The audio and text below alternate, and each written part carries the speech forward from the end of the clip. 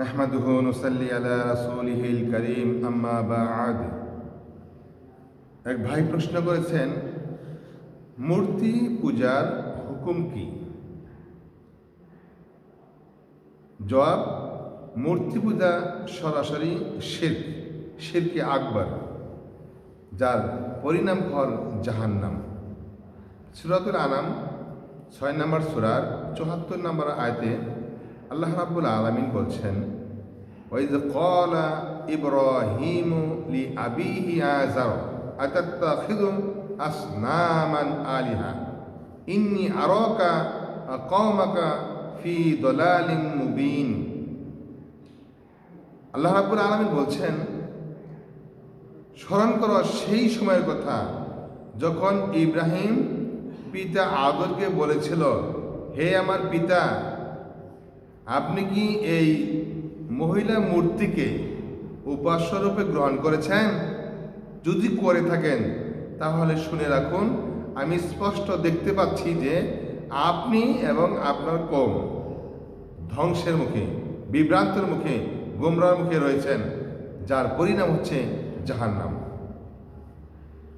আব্দুল্লাহ ইবনে মাসউদ রাদিয়াল্লাহু তাআলা আনহু বলেন, রাসূলুল্লাহ সাল্লাল্লাহু আলাইহি সাল্লাম বলেছেন, আমর ইবনু আমের সর্বপ্রথম মূর্তির নামে এক উটনীকে মুক্ত হস্তে ছেড়ে দেন এবং ওই মূর্তির ইবাদত করেন।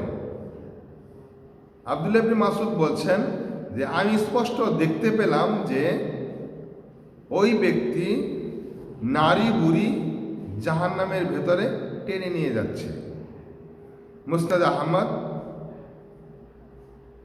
4346 নম্বর হাদিস, সিলসিলা সহিহ হাদিস 1677 নম্বর হাদিস।